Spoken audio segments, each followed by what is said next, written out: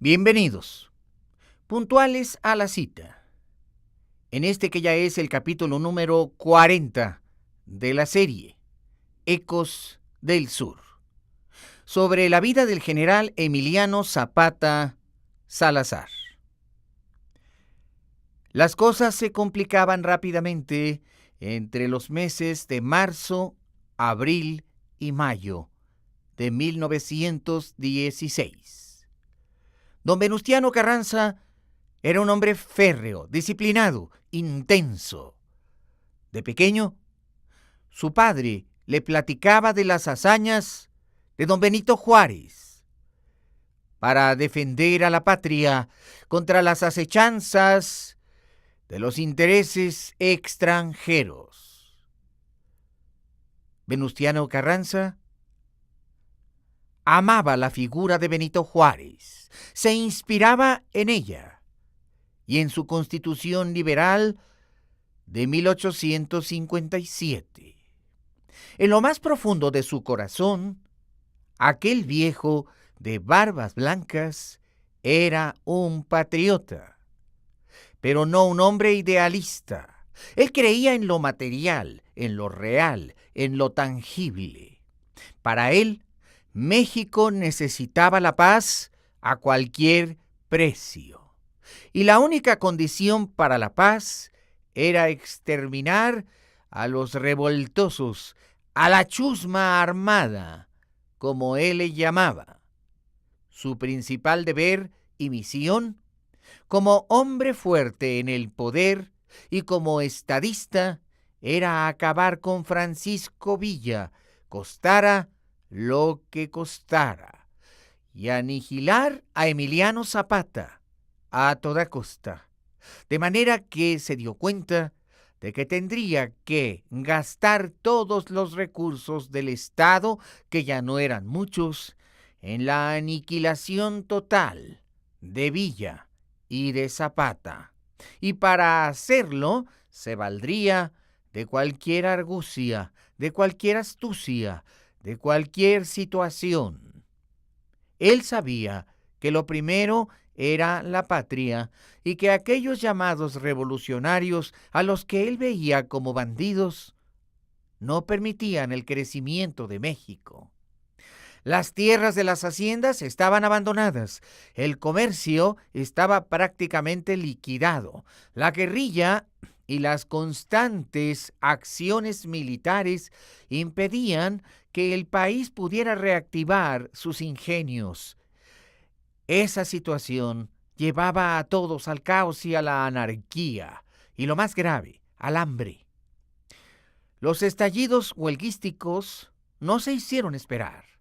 Los desfiles en las calles de la Ciudad de México de obreros que habían perdido su trabajo y que luchaban por un reconocimiento oficial y querían el apoyo del gobierno, se convirtieron en cosa de todos los días.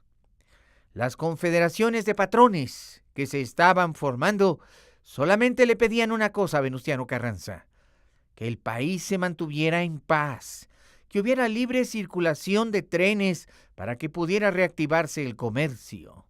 La amenaza de la hambruna era constante. Los campesinos, ahora más que nunca, la sufrían. El desabasto en la Ciudad de México era cosa de todos los días. El alza en los precios de la carne, del maíz, de la tortilla, del frijol, era constante. No alcanzaba el dinero para nada. La Ciudad de México registraba constantemente desabasto hasta de agua, porque la guerrilla zapatista volaba las instalaciones de bombeo. La paz, solo la paz, a cualquier precio, pensaba don Venustiano Carranza. Y ahora tenía un doble problema. Los Estados Unidos habían invadido a México. El 13 de marzo de 1916, el gobierno norteamericano envió una nota a Carranza pidiendo permiso para que una expedición punitiva norteamericana entrara en suelo nacional en persecución de Villa. El primer jefe no quiso responderle nada a los Estados Unidos. pero tampoco hizo nada para impedir que los norteamericanos penetraran. Ahora, eso hacía que Carranza se viera como un traidor a la patria. Los periódicos empezaban a decir: el gobierno mexicano no hace nada, los extranjeros invaden el territorio nacional, mientras que Carranza permanece impávido, tolerando aquella situación. Eso favorecía aún más a Villa, que argumentaba que Carranza tenía un pacto secreto con Wilson para que los norteamericanos se apoderaran completamente de México.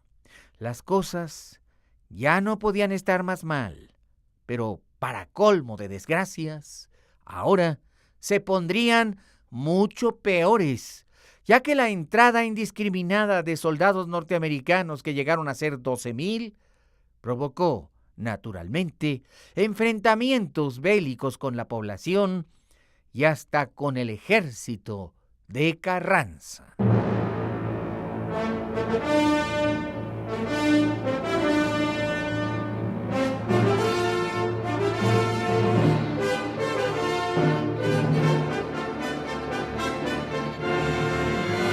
Esto es Encuentros con la Historia. Hoy presentamos el capítulo número 40 de la serie Ecos del Sur. La vida del general Emiliano Zapata Salazar, al que la gente llamó el caudillo del pueblo.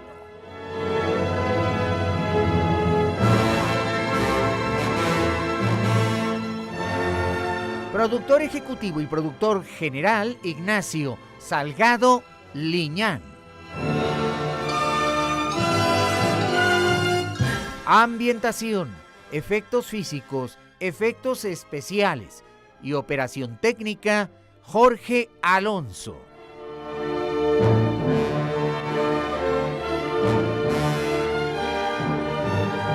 También en la operación técnica, César Arturo Becerril. Agradecemos el apoyo y colaboración de la historiadora Gabriela Granados.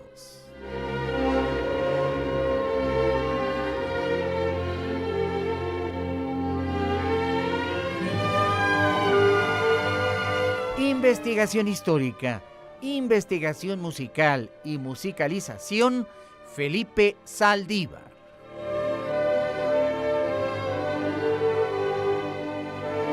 Agradecemos el apoyo y colaboración del musicólogo licenciado Jaime Almeida.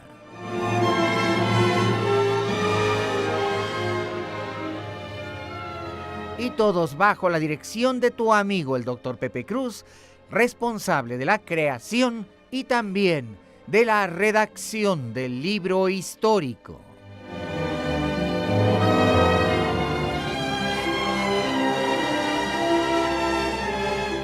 Esta es una presentación de Radio Centro 1030, calidad en tu vida, y también del Grupo Radio Centro.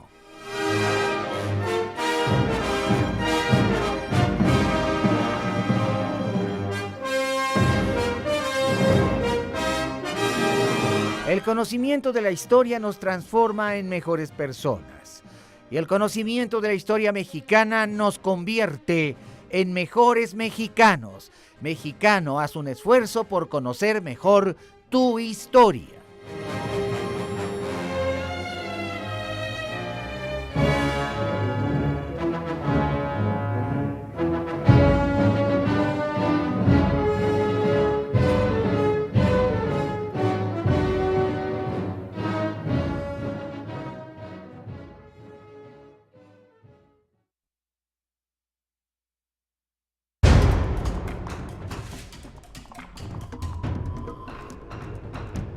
Los norteamericanos entraron a suelo mexicano. Traían una formidable maquinaria de guerra. Estaban bien organizados y muy bien equipados. En Washington se oían miles de voces que clamaban la ocupación total de México. Pensaban en los infinitos recursos petroleros de la Faja de Oro, ubicada en el estado de Tamaulipas, de la que se decía que potencialmente se podrían extraer hasta 3 millones de barriles diarios de petróleo. Las compañías norteamericanas como la Oil Texas deseaban que Tamaulipas y Nuevo León se convirtieran en nuevos estados de la Unión Americana. El presidente Wilson no tuvo más remedio que mandar al general Pershing al frente de la ocupación, conocida como Operación de Escape Punitivo. Los norteamericanos entraron en gran número hacia Ciudad Juárez y de ahí siguieron 5 rutas. La del oriente los llevaba a Ojinaga, la del centro directamente a la ciudad de Chihuahua. La tercera iba hacia Nuevo Casas Grandes. La cuarta al pueblo de Janos. Y la quinta siguió la ruta de Namiquipa, peinando la zona, interrogando a la gente. Los norteamericanos se dieron cuenta del patriotismo de los mexicanos. Villa adquirió una gigantesca imagen, casi portentosa. Se había convertido en el paladín de la patria. Mientras que Carranza era una figura odiosa que toleraba que los norteamericanos llegaran a los hogares, violaran a las mujeres en ocasiones, se balacearan con sus maridos. Era natural, ya que los yanquis confundían a la población con bandidos de Villa. Y es que los gritos de ¡Viva Villa! Se multiplicaban en todas partes. Hubo entonces incidentes militares inevitables. Pero aún así, Wilson mandó aviones para explorar todo el territorio de la Sierra de Chihuahua. Las misiones aéreas eran todos los días. Villa se ocultaba en los bosques con sus hombres. Fue penetrando a los inmensos cañones de la Sierra Madre y decía: ¡que me hallen esos gringos, hijos de la tostada, de la chinchurria, si pueden!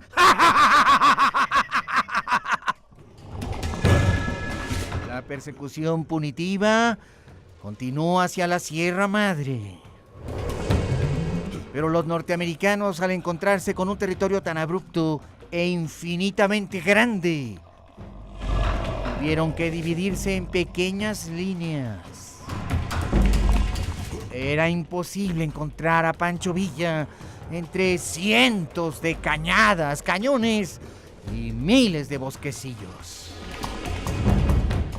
El general Pershing se dio cuenta de que la Sierra Madre era abominable. Se decía que tenía 500 kilómetros de diámetro y que era prácticamente inexpugnable.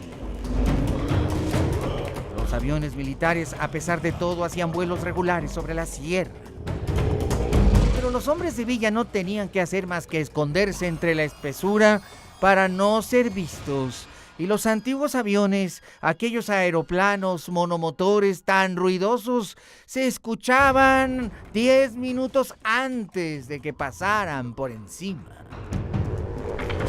Con aquella anticuada tecnología, Pershing no lograría ni siquiera divisar a un villista. Cortando ramas sobre las mochilas, los villistas se parapetaban en los nichos rocosos o simple y sencillamente abajo de una rama de pino recién cortado.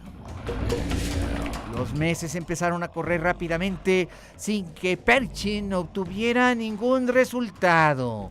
Y cuando preguntaba dónde está Villa, recibía 60 u 80 mensajes y mandaba telegramas al presidente Wilson diciendo: me dicen que Pancho Villa está en todas partes. El rastreo de Pershing le obligó a pedir más refuerzos y más refuerzos. Él quería 20, 30 o 40 mil soldados yanquis en el territorio mexicano. Pero al presidente Wilson aquello le resultaba demasiado caro. La expedición punitiva tenía un costo inmenso.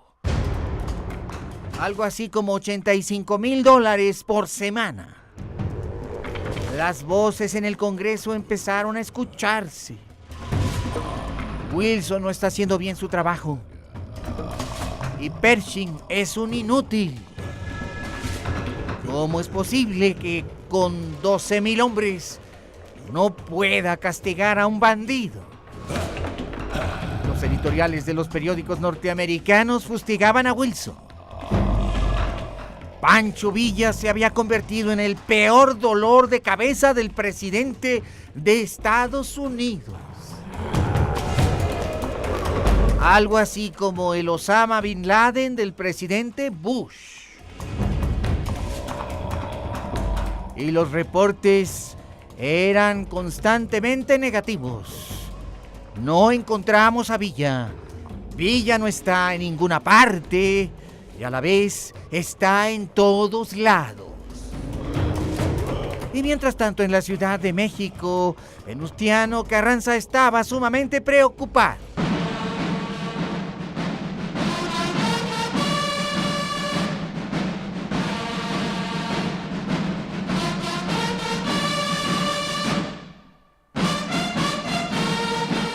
En la Secretaría de Guerra, Álvaro Obregón recibió un comunicado urgente: reportarse a Palacio Nacional. El embajador de los Estados Unidos estaba con el primer jefe. En un automóvil negro, Obregón entró apresuradamente por la Puerta Mariana y ascendió por el elevador que lo condujo de inmediato al despacho del primer jefe.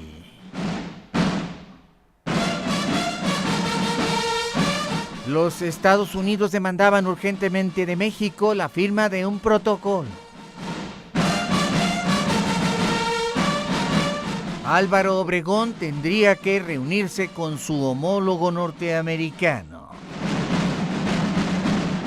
Para la firma del protocolo entre Álvaro Obregón, representante del gobierno mexicano en el cargo de ministro de la guerra o secretario de defensa, y por otro lado Hugh Scott, quien era también el jefe de las fuerzas militares norteamericanas.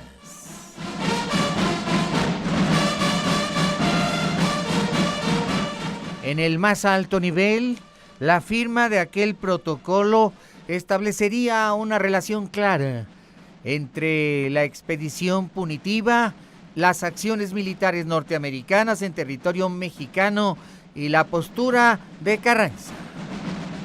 Nadie sabe qué hablaron secretamente el embajador norteamericano y el primer jefe. Pero era claramente una estrategia de dos caras. El embajador norteamericano se retiró con un comunicado del gobierno mexicano en el portafolio en donde Carranza protestaba abiertamente por la entrada del ejército norteamericano a México y exigía el gobierno norteamericano la salida de sus tropas. El objetivo de la firma de aquel protocolo era establecer los términos en que los norteamericanos se retirarían de México. No era más que una maniobra diplomática. La verdad es que Carranza no tenía forma de echar a los yanquis del territorio nacional. Solamente le quería dar un cariz legal a aquella situación. El ejército de Carranza permanecería inmóvil, dejando que el ejército norteamericano llegara hasta Parral y Durango, regiones muy al sur del estado de Chihuahua.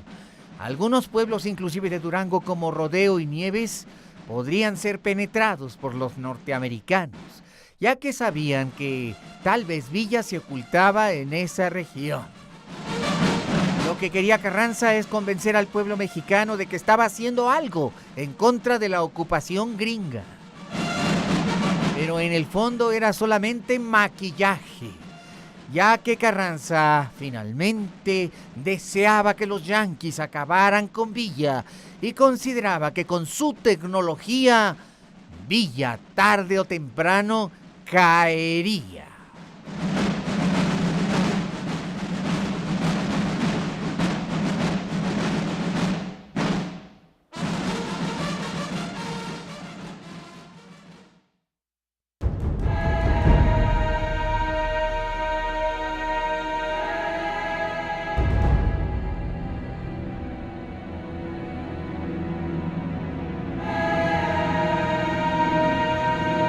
De la Ciudad de México salió un tren militar con rumbo a los Estados Unidos.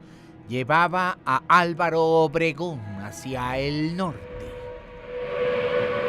En los andenes de la estación, Álvaro Obregón recibió del secretario del primer jefe un sobre grande de papel manila amarillo.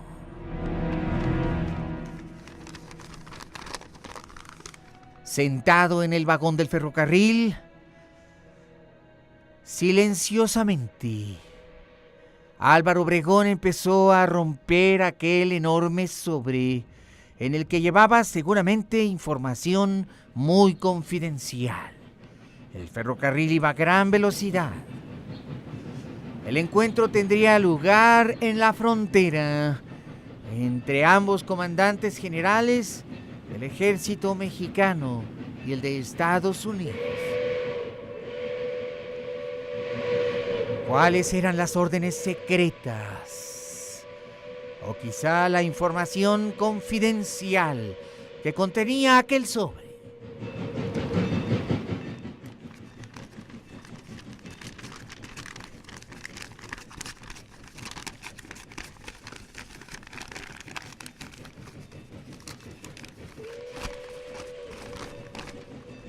Obregón se enteró del contenido de los documentos.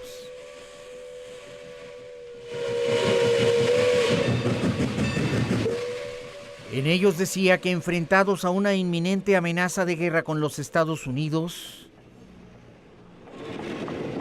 el gobierno norteamericano y el mexicano ordenaron a sus respectivos jefes de Estado Mayor, Hugh Scott y Álvaro Obregón, que entablaran negociaciones. Las conversaciones tenían como objetivo establecer un acuerdo y firmar un protocolo conjunto. Este estipulaba que los norteamericanos no seguirían penetrando en territorio mexicano, ya que su verdadero objetivo, debilitar las fuerzas de Villa,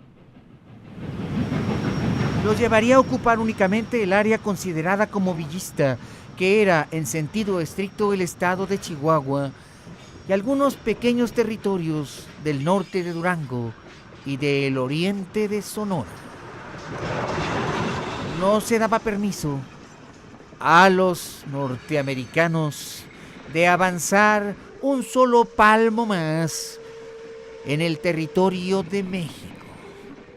Pero dentro del sobre de papel manila amarillo venía otro de papel blanco que decía confidencial, únicamente para el general Álvaro Obregón.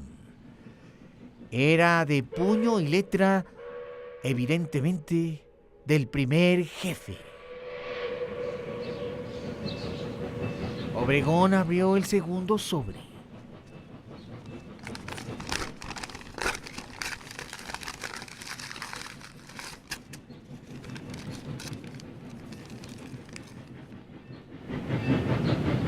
Era una extraña maniobra. En una pequeña nota, Carranza le decía a Obregón que firmara el protocolo con todos los poderes que México le daba para un convenio internacional, pero que no se sorprendiera de que él no ratificara lo que fuera a firmar. Se trataba de un doble juego de aquel zorro de la política que era Venustiano Carranza. Fingiría un doble juego. Primero lo mandaba a firmar, para después él desconocer el documento y así mejorar su imagen pública ante los mexicanos, ya que declararía que él exigía la salida incondicional de los gringos del territorio nacional. Pero ¿por qué hacía aquellas maniobras tan extrañas Venustiano Carranza? La explicación era muy sencilla. Había recibido un telegrama muy alarmante de la jefatura de Chihuahua y de Ciudad Juárez. En aquel comunicado se le hacía saber que las tropas carrancistas estaban pasando masivamente del lado de Pancho Villa. Era increíble. Pero Luis Cabrera, su ministro de Hacienda, informó a Carranza. Informaciones bastante fidedignas llegan aquí desde Chihuahua y nos dicen que el ejército constitucionalista se está pasando en masa a las filas de Pancho Villa, porque consideran que el primer jefe es un traidor a México y que está vendiendo la patria.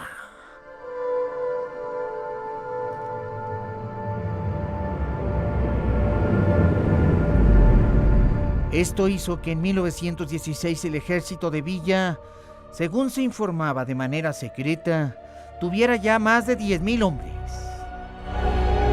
A los soldados constitucionalistas les daba vergüenza apoyar a Carranza. El señor José de la Luz Herrera dirigió al primer jefe un telegrama que decía: los soldados de esta guarnición han lanzado vivas a Villa y pretenden armar un nuevo conflicto con las tropas americanas. La situación es tan grave que ya no se les puede controlar. Detestan a los gringos y al verlos en el suelo patrio los abuchean. Tarde o temprano se va a armar la de Dios es grande y no lo podremos evitar. Si no actúa usted en consecuencia, perderemos el control de la situación.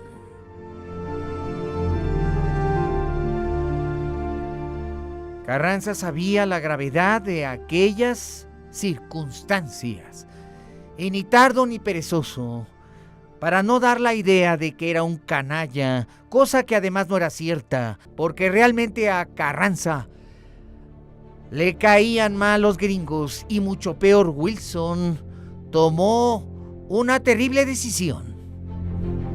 Transmitió un mensaje a todas las guarniciones militares de Coahuila, Chihuahua y Sonora. El ejército norteamericano no podría avanzar más allá de los espacios que ocupaba en aquellos momentos. Y daba orden a las guarniciones para detener a los norteamericanos en cualquier situación y circunstancia si estos pretendían ir más allá de los límites predeterminados. Las órdenes de Carranza se distribuyeron de inmediato y todos los cuarteles militares del norte las conocieron en 48 horas. Pero Carranza, al tomar esa decisión, estaba provocando lo inevitable. Los generales y altos mandos mexicanos interpretaban la orden de Carranza al pie de la letra. Ahora un enfrentamiento militar era más inminente que nunca. Pero ¿por qué el primer jefe había dado esa orden?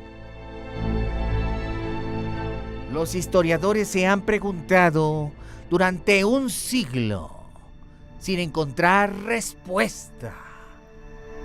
¿Quería Carranza acaso una guerra con los Estados Unidos? ¿O qué estaba buscando? ¿O era que realmente tenía un acuerdo secreto con Wilson? De cualquier manera, ahora la situación se tornaría mucho peor. Y los Estados Unidos y México estaban ahora sí al borde de la guerra.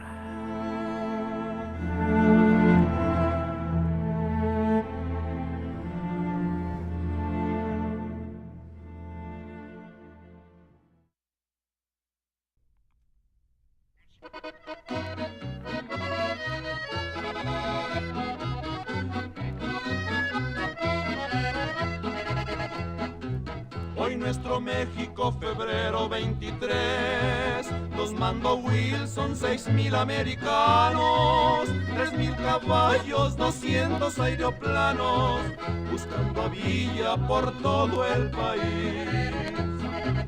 Y comenzaron a salir expediciones, los aeroplanos comenzaron a volar por distintas y varias direcciones, buscando a Villa, queriéndolo tronar. Francisco Villa por todos los caminos ponía una tumba diciendo: aquí está ya el valiente Pancho Villa. Por eso nunca lo podían encontrar. A pesar de que Obregón había suscrito el protocolo, Carranza se negó a ratificarlo.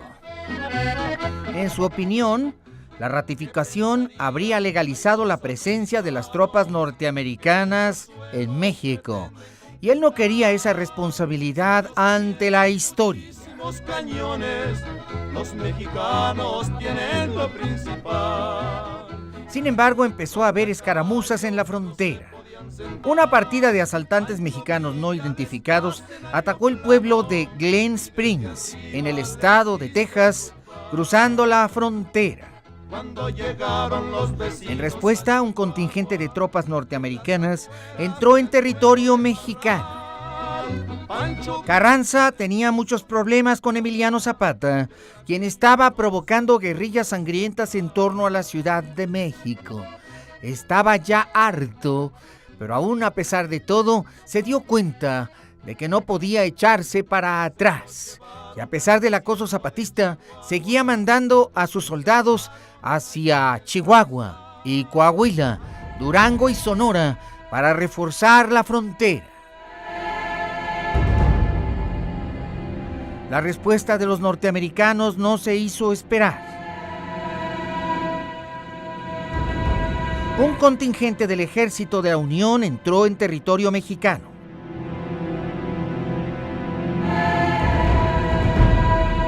Carranza ordenó a sus comandantes que resistieran la fuerza de los norteamericanos si estos trataban de penetrar al país, tal y como lo había ordenado meses antes. El 20 de junio de 1916, un destacamento de caballería perteneciente a la expedición punitiva intentó pasar por el pueblo de Carrizal. El teniente Boyd, que estaba al mando, pidió permiso al general Félix U. Gómez, comandante de la guarnición mexicana de Carrizal, que le permitiera pasar. Félix U. Gómez se dirigió al norteamericano en el sentido de que tenía instrucciones de impedir el paso de los norteamericanos a cualquier costo. El teniente Charles T. Boyd replicó que él tenía órdenes de pasar a cualquier costo. Pidió al mexicano en 3 ocasiones le permitiera el paso. Pero Félix U. Gómez en las 3 ocasiones se lo negó. Y entonces Boyd intentó pasar sus tropas a la fuerza.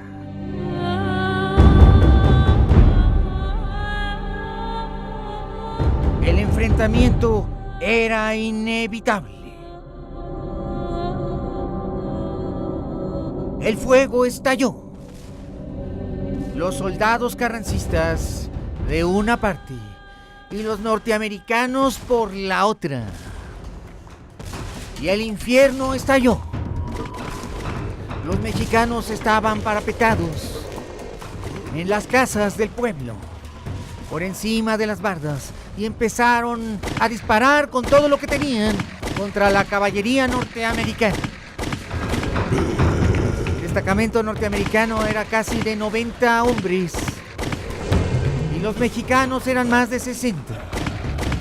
Los norteamericanos iniciaron una carga contra los mexicanos. La carga fue intensa y abatieron por lo menos a 20 soldados mexicanos. Pero luego tuvieron que replegarse ante la resistencia, perdiendo por lo menos 35 hombres. Aquello se convirtió en un baño de sangre. Era una carnicería entre soldados norteamericanos y mexicanos. Pero el enfrentamiento no cedía. El comandante norteamericano tenía órdenes estrictas de pasar y se abriría paso a toda costa. No importaría el costo. De manera que vino una segunda carga. El clarín de los norteamericanos se escuchó y los mexicanos que estaban apostados recibieron la carga norteamericana con fuego constante y cruzado. De ambos bandos caían. La sangre corría a cántaros por las calles de aquella pequeña población. Después de 2 horas, ambos comandantes, el general Félix U. Gómez y el teniente Charles T. Boyd, perdieron la vida.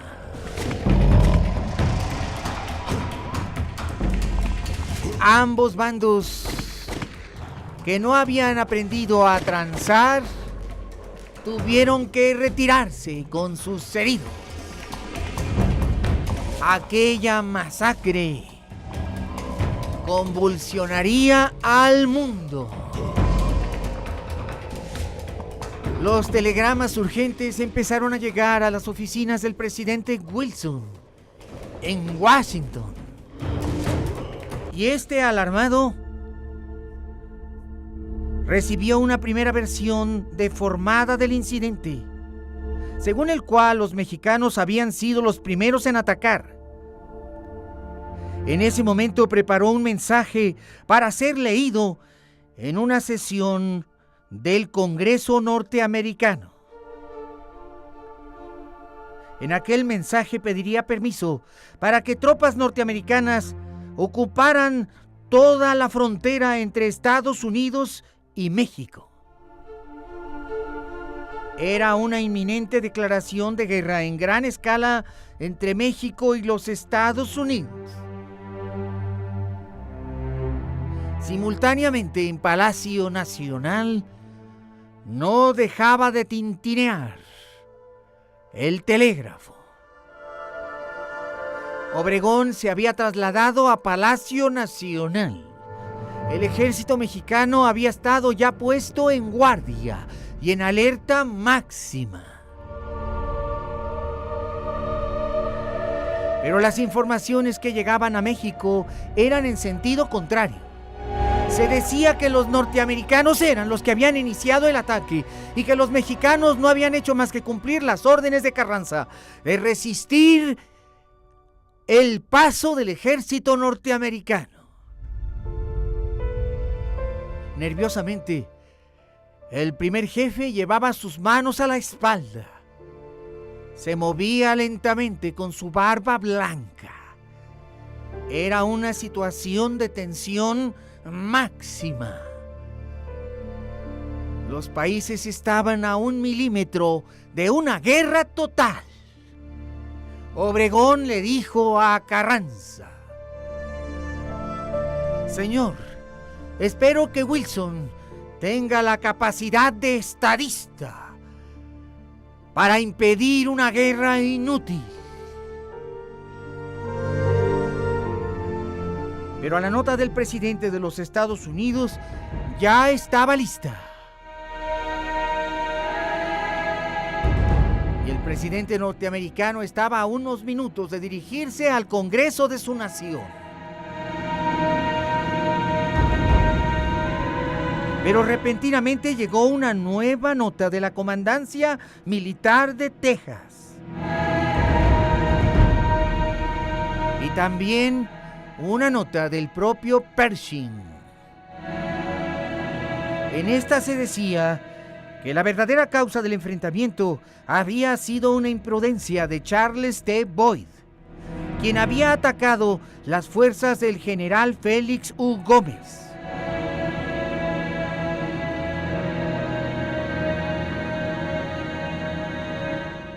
El mensaje de Pershing era claro. Una imprudencia de un oficial norteamericano había desatado aquella carnicería. El presidente Wilson arrugó la nota que tenía en su mano.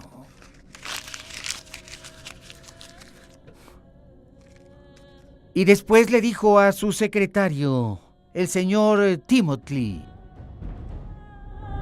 algún día el pueblo norteamericano sabrá por qué vacilé en intervenir en México.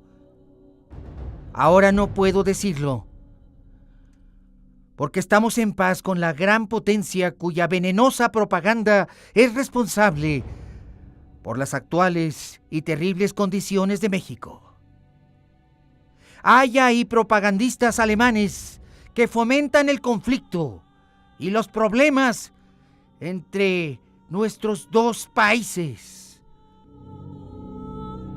Y no voy a darles gusto. Es Alemania la que pide una guerra entre México y Estados Unidos.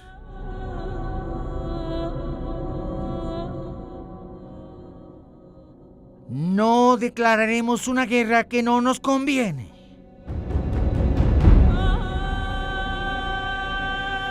Todas las energías y las fuerzas de los Estados Unidos deben estar al punto para iniciar su presencia en el escenario mundial. Esa Alemania, a la que Dios no lo quiera, tendremos que declarar una guerra.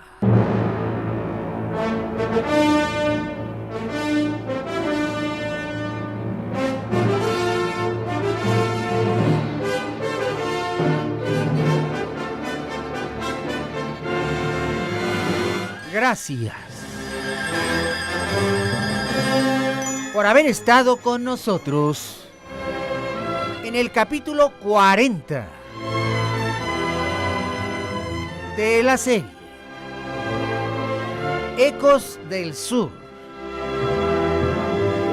La vida del general Emiliano Zapata Salazar, al que la gente llamó el caudillo del pueblo.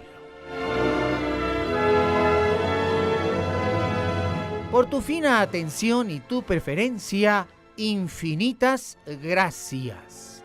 Y a nombre de todos quienes hacemos este programa, te invitamos para que estés con nosotros mañana, por la misma estación y a la misma hora. Y te recuerdo, los 365 días del año son días de encuentros con la historia. Nuevamente, muchas gracias y hasta mañana.